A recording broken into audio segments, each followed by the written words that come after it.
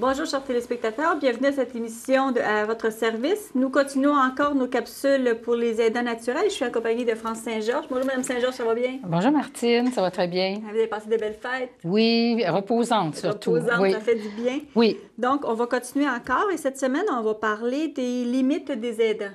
Oui, effectivement. Comment les aidants doivent apprendre, parce que des fois, individuellement, on n'a pas fait ce processus d'apprentissage, d'apprendre à nommer nos limites. Hein, on a vu lors des dernières capsules qu'il fallait aussi apprendre à reconnaître nos besoins.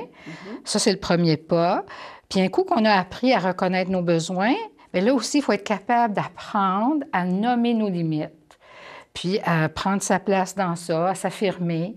Alors, on va regarder justement la capsule qui explique bien le rapport des aidants naturels avec cette difficulté-là à nommer leurs limites. Donc, on va voir la capsule. Constamment en contact avec une personne malade ou en perte d'autonomie, l'aidant naturel est confronté quotidiennement à lui-même, à sa propre identité. La personne aidée est souvent en demande envers l'aidant.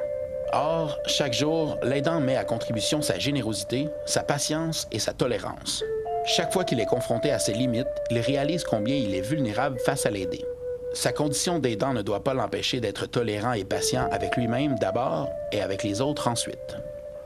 Moi, en tout cas, la première chose qui me vient à l'idée, c'est que j'aurais aimé ça que quelqu'un me dise de tout de suite modérer mon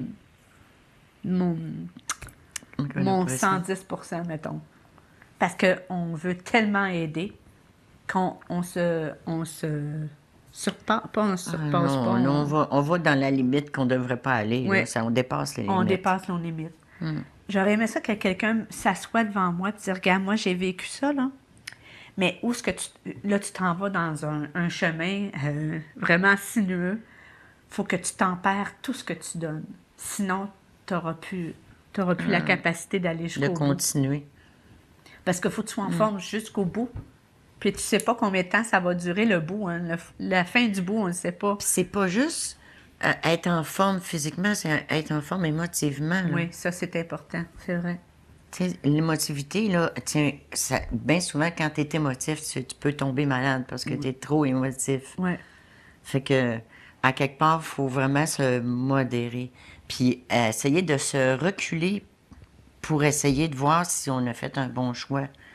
Parce que des fois, on est très impulsif. Des fois, on s'en va à la guerre, là, tu sais. Ouais. Mais je pense que c'est ça qu'on aurait aimé ça entendre, qu'il faut vraiment, là, prendre ça tranquillement, puis ça. Je le conseille pas aux autres de le garder aussi longtemps. Ça dépend des caractères. T'sais, parce que moi, j'ai eu la chance d'avoir des enfants qui ont pris ça en main. Envers et contre tous, parce que je leur ai fait des reproches à ce moment-là, puis était bien, bien fine. Tu sais, placez votre père, ça n'a pas d'allure. Lui qui se levait à la nuit, il va vous soigner, puis qui a travaillé 2 jobs pour vous faire vivre. Mais ils m'ont tenu tête, puis je leur ai dit merci après, quand je suis retombée dans... Mais tu viens que tu n'es plus toi-même dans des affaires comme ça, là. Tu sais, là. Ensuite, ça m'a permis aussi, parce que dans la parenté proche, il y en a qui n'étaient pas d'accord qu'ils soient placés, hein, parce qu'ils n'étaient pas malades. Alors, il faut que tu sois armé pour faire face à ça aussi. Il faut que tu sois armé, là, parce que la culpabilité, il ne faut pas qu'elle reprenne le-dessus, là. Mais moi, j'avais fait tout ce que je pouvais pas faire plus. Fait qu'il n'y a jamais personne qui a réussi à me donner des remords là-dessus. Tu te dis, c'est ta mère, elle a pris soin de toi, la moindre des choses, c'est que tu fasses pareil. Puis à un moment donné, tu t'aperçois que tu peux plus. Tu as une limite. Puis cette limite-là, elle arrive, puis il faut décrocher. On n'a pas le choix. Parce qu'à partir du moment où t'en donnes trop et ça te rend malade, tu lui rends pas service. Ça va être quelqu'un d'autre qui va être obligé de s'en occuper, puis ça sera peut-être pas de la façon que toi, tu le souhaiterais non plus. Donc, c'est important à un moment donné de lâcher prise. Ce que ça m'a apporté, le fait de demander de l'aide par rapport à ma relation avec maman, ça m'a apporté, je pense, une sécurité personnelle. Parce qu'avec ma mère, avouons-le, là, bon, c'est sûr, elle me reconnaissait, elle m'a toujours reconnue, elle reconnaissait les membres de sa famille, mais avouons-le, c'était pas facile parce que quelqu'un qui est Alzheimer devient agressif. Ça m'a appris le fait que je peux avoir le droit, par exemple, de dire, ben j'ai le droit de me fâcher, même si ma mère est Alzheimer, j'ai le droit de lui dire des choses. Alors que moi, au début, je me disais, ben bon, je la pardonne, je l'excuse, elle est Alzheimer, je comprends, tu sais. Alors, ça m'a appris que ben j'avais le droit, moi aussi, de lui parler, même si elle s'en souvient pas, là. Moi, j'avais le droit de lui parler pareil pour lui expliquer que, ben regarde, maman, j'aime pas ça, moi, je me sens pas bien. Elle s'en souvenait pas, mais moi, ça me faisait du bien de le dire. Ça m'a appris aussi à être capable d'accepter davantage, d'accepter, entre guillemets, ça aussi, parce que c'est pas facile d'accepter Alzheimer, là. Mais ça m'a appris à accepter un petit peu plus, puis de me dire ben, que c'était ça, la réalité. Là. On pouvait pas, personne, faire un rewind, là. Il fallait absolument avancer, cheminer là-dedans. Alors, c'est ce que ça m'a appris. Souvent, l'aidante naturelle m'apporte des résistances. Bien, je ne suis pas pour laisser Jean-Claude, ça n'a pas de bon sens. Il va s'ennuyer.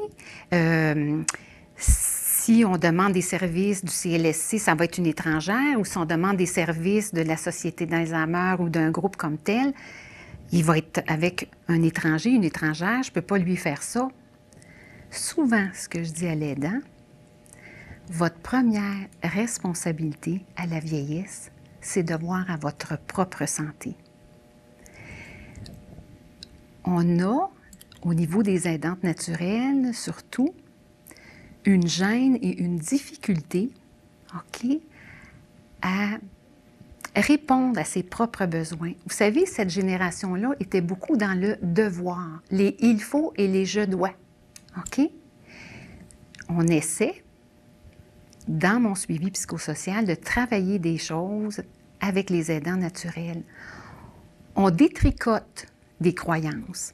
Ce que je dis souvent à l'aidante naturelle, on pourrait-tu, cette semaine, dans votre grand livre de vie, bon, vous avez, je ne sais pas moi, 50 ans de vie commune avec Jean-Claude, on pourrait-tu, cette semaine, ajouter une page à votre livre de vie en disant « Moi, je décide de me nourrir, d'aller chercher du bonheur et de le ramener au niveau de l'aidant naturel, de le ramener au niveau de l'aider. » On demande à l'aidant naturel de prendre soin de lui et de rapporter ça à domicile et non pas de rendre l'aidé heureux. L'objectif est trop grand.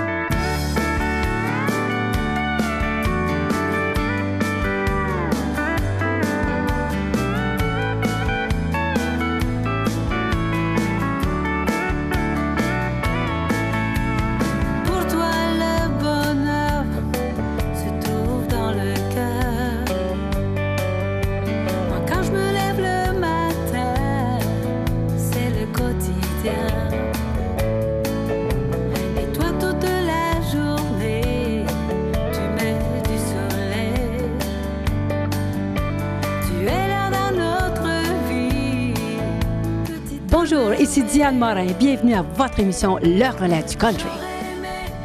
On remarque, je crois que la maladie d'Alzheimer, c'est le fléau des années 2000, parce qu'on entend de plus en plus... Toutes les capsules qu'on vient de voir, c'était toutes les personnes qui aidaient une personne qui était aux prises des maladies d'Alzheimer. Oui, c'est sûr que la problématique est grandissante au niveau de la maladie d'Alzheimer, mais le rôle de l'aidant naturel ne se limite pas juste à la maladie d'Alzheimer. Oui, effectivement, ça peut être un handicap physique, ça peut être une autre maladie qui est chronique. Alors, mais effectivement, on a vu que dans la capsule, la dernière parole de l'intervenante, c'était on demande à l'aidant, d'abord et avant tout, d'être heureux, puis d'emmener son petit bonheur à la maison pour qu'il puisse le partager avec l'aidé. Ça, j'ai trouvé ça beau comme exemple, justement, parce que c'est vrai que parfois, on a des croyances qui nous ont été léguées. On a hérité d'une croyance, faut le faire, puis c'est notre devoir, puis je l'aime, puis tout ça. Mais ces croyances-là, parfois, nous amènent ils nous amènent, parce que la croyance m'amène à pas voir mes besoins et encore moins à reconnaître mes limites.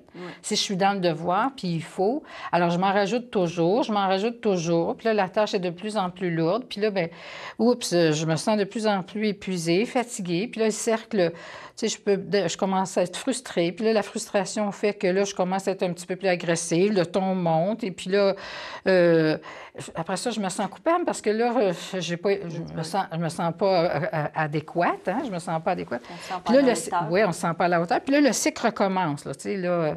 Alors, c'est pour ça, c'est pour éviter ce cycle, justement, de culpabilisation à répétition, puis d'insatisfaction, parce qu'au bout de la ligne, se culpabiliser, ça demande autant d'énergie que de s'occuper d'un aidé. Alors, parce qu'après, on s'en veut. Ce qui est important, c'est que l'aidant reconnaisse que si, par exemple, il est la fille, bien, dans son rôle de fille, c'est normal, par exemple, là, de sortir avec sa mère, d'aller prendre un café, d'aller magasiner. Mais si, du coup, elle l'amène à la maison, puis elle rajoute le rôle de l'aidant, bien, à ce moment-là, elle a un nouveau rôle. Et c'est ça, parfois, que les personnes ont de la difficulté à cerner quand je suis dans un rôle de fille, puis quand je suis dans un rôle d'aidant. Et c'est sûr qu'en tant que fille, puis que j'aime ma mère, j'ai le goût, de lui donner le ciel, parce que c'est ma mère, puis je sais très bien qu'elle a tout fait pour que j'ai une meilleure qualité de vie, elle s'est bien occupée de moi, etc. Mais ça, c'est dans ma relation mère-fille. Alors, ce que l'aidant naturel, parfois, ont de la difficulté à voir, c'est cette distinction-là entre le rôle d'aidant et d'aider. Et dans ce rôle d'aidant, c'est là qu'il faut apprendre à reconnaître mon petit besoin, même si ça serait juste prendre 4 heures pour moi pour aller au cinéma avec un ami, une sœur, un frère, peu importe, un fils ou une fille. Ça permet justement, tranquillement pas vite, à apprendre à mettre nos limites. Et ça s'apprend, c'est un apprentissage, ça, apprendre à... Comme quand on va à l'école. Tout à fait, exactement.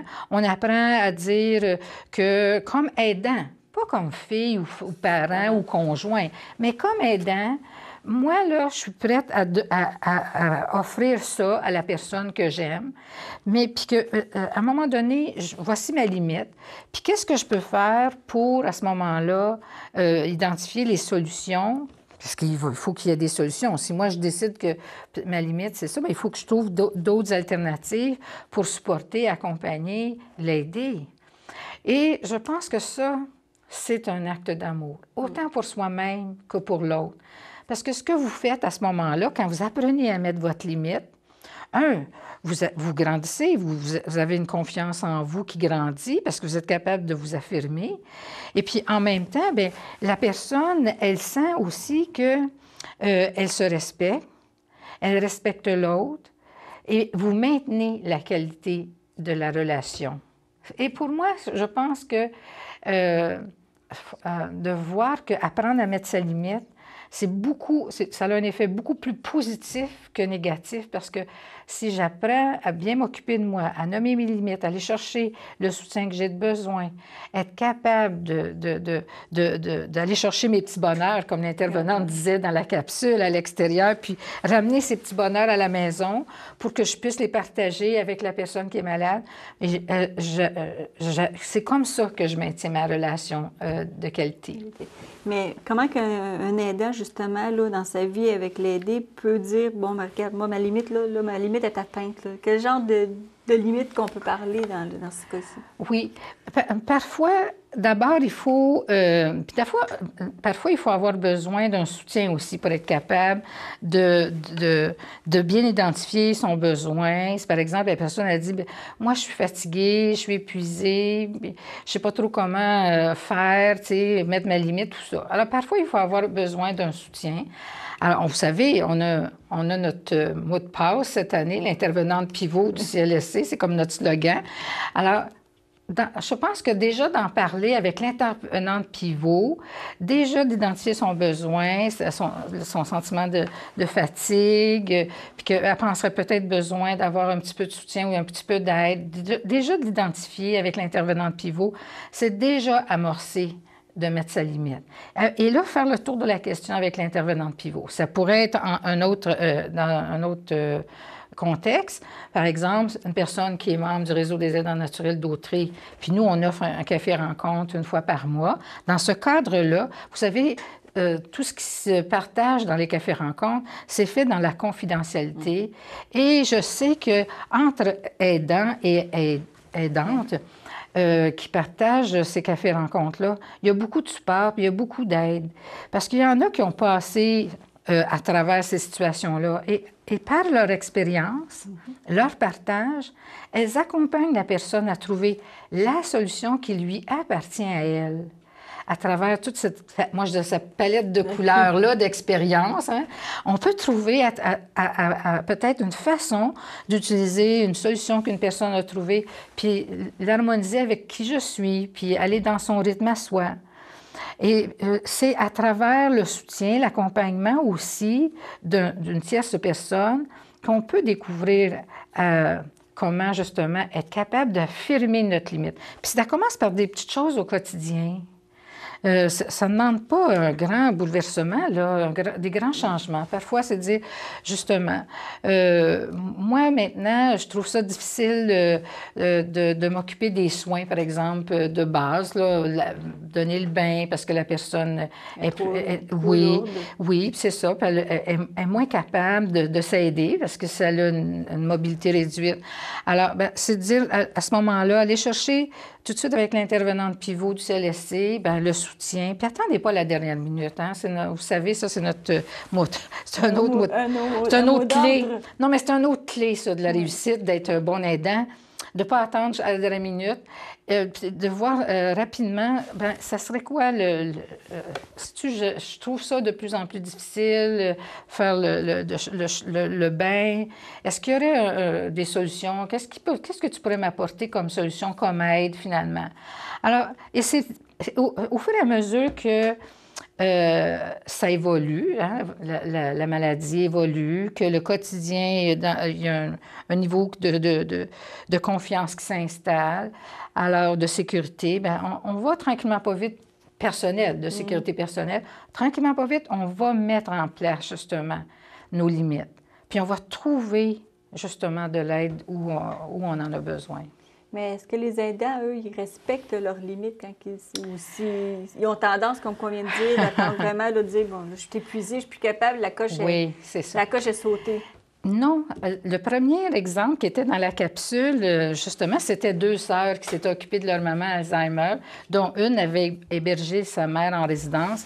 Puis au départ, elle pensait qu'elle était pour être capable de vivre cette expérience d'aidante tout seule. Mais elle s'était basée sur son choix dans cet engagement-là, sur son amour filial. Alors, c'est sûr que l'amour filial, là, c'est inconditionnel, puis c'est à l'infini. Alors, c'est parce qu'elle prend un rôle, mais en fait, qui est basé sur une motivation qui appartient à un autre rôle. Fait que, il y a comme un déséquilibre à ce moment-là. C'est sûr que l'expérience lui a prouvé que les chemins étaient plus difficiles qu'elle le pensait, qu'elle l'aurait pensé. Parce qu'effectivement, elle a cru que son amour filial serait suffisamment grand, suffisamment fort pour ramasser toute la tâche puis répondre à l'engagement qu'elle prenait comme aidante naturelle. Alors, c'est sûr que faire ce choix-là de s'engager comme aidante naturelle, C'est un grand acte d'amour, un grand acte de générosité. Et je rappelle que la société en ce moment ne pourrait pas... ça coûterait 4 milliards à l'État, au gouvernement canadien, si l'État se chargeait de tous les malades qui ont besoin d'aide en ce moment. Et les aidants naturels sont indispensables en ce moment à l'ensemble de la société parce qu'ils nous font épargner tout cet argent-là. Alors, on avait parlé d'une capsule sur la gratitude. Oui. Alors, je le répète, il ne faut pas l'oublier. Être reconnaissant, puis leur offrir de l'aide et du soutien, pas attendre qu'ils le demandent, leur offrir cette opportunité-là aussi. Parce que parfois, justement, dans ce grand amour, de grande générosité, on a tendance à s'oublier. Bien souvent, on s'oublie. Oui, on a tendance à s'oublier. On rentre un petit peu dans un rôle de sauveur. Et puis, mais que l'entourage familial, les amis, les anciens collègues de travail soient vigilants et permettent justement à cette personne-là justement une bonne écoute. Si on lui donne une bonne écoute, permettre de lui dire, bien, sais-tu, je te sens plus fatigué, tu es très tiré, ça se peut-tu? En lui disant, en faisant du reflet comme ça, dans du quotidien, là, on va prendre un petit café, des fois avec nos sœurs, nos frères, leur permettre justement de dire, oui, sais-tu, c'est vrai, tu me le fais remarquer, là, mais c'est vrai que je suis fatiguée, je dors moins bien, je suis plus inquiète que d'habitude parce que la maladie a évolué, peut-être, pardon, l'Alzheimer, tu sais. À un moment donné, la personne peut se réveiller, alors on est toujours sur le qui-vive, on risque de sortir de la maison, puis qu'elle se perde. Alors, il reste que aussi, comme dans l'entourage, doit aussi être un vigilant, attentif plus, à ce que l'aidant, dans son engagement d'aidant, pas de rôle de fille, de frère, de conjoint, ne se perde pas. C'est comme un ensemble, hein? C'est comme un kaléidoscope, cette histoire-là. C'est une histoire d'amour, en fait, et de solidarité. Moi, je pense que l'expérience des aidants naturels, c'est une grande expérience de solidarité, pas juste envers les parents ou la fratrie, mais c'est collectif, c'est beaucoup plus large que ça. Avant de conclure, parce que le temps file quand même assez rapidement, comment qu'on doit réagir face aux limites des aidés? Parce qu'il y en a qui ne veulent pas prendre l'aide de l'extérieur, là, ils refusent carrément. Oui. Comment on pourrait quasiment conclure avec ça? Parce qu'on n'a pas le temps de passer à toutes les... Non, c'est l'affirmation de soi. Alors, maintenir sa limite, c'est maintenir son choix et affirmer son choix. Non, j'ai décidé, par exemple, que c'était trop épuisant pour moi de donner le bain. Maintenant, ça va être une intervenante, tu sais laisser qui va venir. Et ça va se passer comme ça à partir de maintenant. Tu sais, parfois, il faut être capable de maintenir son choix et de s'affirmer. C'est sûr que c'est pas facile. Mais, vous savez, c'est mieux d'être un peu plus ferme dans ces situations-là, quand on décide, par exemple, que la meilleure solution pour tout le monde, pas autant pour l'aider que pour l'aidant, que c'est cette option-là, c'est de maintenir son choix et de l'affirmer. Puis de se faire supporter par des intervenants qui vont être jumelés au dossier, puis tranquillement, pas vite, il va y avoir un apprivoisement qui va se faire. Alors, beaucoup l'affirmation de soi. Et c'est sûr qu'il y a des personnes où c'est plus facile que d'autres, mais ça s'apprend aussi, l'affirmation de soi. Hein? Alors, et nous, au Réseau des aidants naturels d'Autrey, on prévoit justement de la formation pour les aidants naturels dans ce sens-là. Alors, apprendre comment communiquer avec un malade, comment affirmer ses choix aussi. Alors, ça fait partie là, des prochaines activités qu'on va avoir au printemps. En terminant, parce que le temps s'écoule, j'aimerais on a parlé de l'intervenante pivot au CLSC. Oui. J'aimerais qu'on rappelle les numéros de téléphone s'il y en a qui nous écoutent, qui veulent communiquer, d'avoir un rendez-vous avec un intervenant. Sais-tu, malheureusement, je n'ai pas le numéro de téléphone sous la main, mais ce que je vous recommande, c'est d'appeler au CLSC et au numéro que vous allez trouver dans le bottin téléphonique. Et lorsqu'on va vous répondre, demandez à parler à l'accueil central. Et à partir de l'accueil central, vous allez nommer si vous avez un dossier d'ouvert et vous ne connaissez pas votre intervenante pivot, vous allez nommer le nom de la malade ou du malade, que vous êtes l'aidant naturel et que vous aimeriez parler à l'intervenante pivot. Elle va faire les démarches dans l'ordinateur, va trouver qui est rattaché au dossier et va vous mettre en contact avec votre intervenante pivot. Donc, nous, on se revoit le mois prochain. Oui. Et on va parler de quoi cette fois-ci? Alors, le lâcher-prise. Oh, ça aussi, ça ne doit pas être évident. C'est une autre étape. Une autre étape. Donc, je vous remercie encore de nous avoir renseigné, de nous avoir éclairé sur cette capsule. Puis, je pense que le mot d'ordre, c'est vraiment, comme on a dit tantôt, on va parler de la lâcher-prise, puis c'est d'être capable de dire, bien là, moi, ma limite est atteinte, puis... de pas, comme on dit à chaque capsule, de pas nous devenir que l'aidant devienne le malade. Là. Aussi, un aidé éventuellement. Oui, voilà. Donc, on se revoit le mois prochain. Et moi, je vous souhaite une bonne semaine à tous. Et on se revoit le mois prochain avec Mme Saint-Georges pour parler de notre capsule. Et on va avoir un invité, je crois. Oui, il s'agit de Mme Chantal Riel, qui est agente de développement pour le Comité des liens de proximité pour la région de Lanaudière. Donc, on se revoit le mois prochain. Bonne semaine à tous.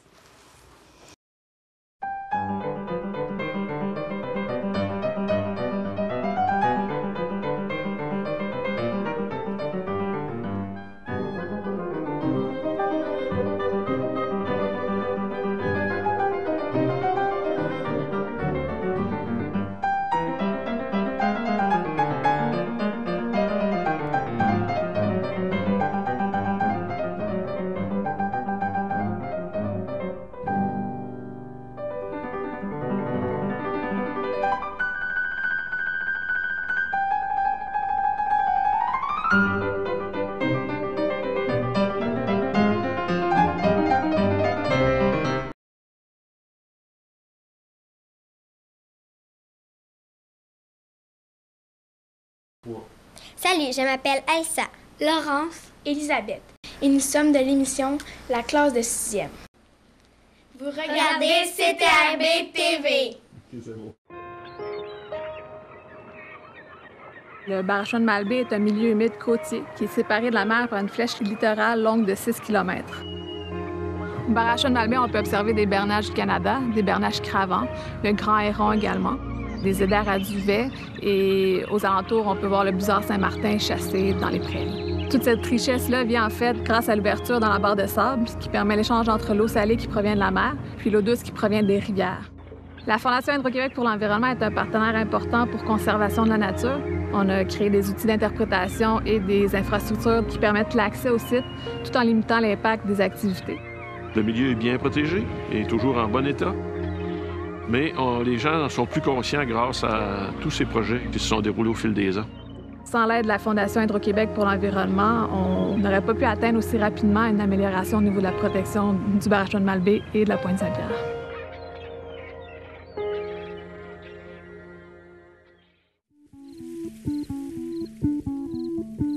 Ici, présentement, vous êtes sur les berges de la rivière AA. Le projet qui est mené ici, c'est un projet de restauration d'habitat. C'est un projet aussi de mise en valeur d'un milieu humide qui a été fortement perturbé lors du déluge de 1996. La partie la plus importante, c'est la transplantation de cire d'Amérique que vous voyez un petit peu partout. Donc, cette année, c'est la première phase où on plante 10 000 potes de cire d'Amérique. C'est des activités d'interprétation et de sensibilisation qui sont très diversifiées. On va avoir recréé un milieu qui faisait partie de notre patrimoine naturel. Ça, c'est très important pour nous. Mais également tout le volet humain de notre collectivité qui se l'est approprié déjà et puis qui a participé. Donc ça, je suis très fière de ça. Mais la Fondation Hydro-Québec pour l'environnement, sa participation est importante et majeure. Sans elle, je veux dire, le projet n'aurait pas eu lieu.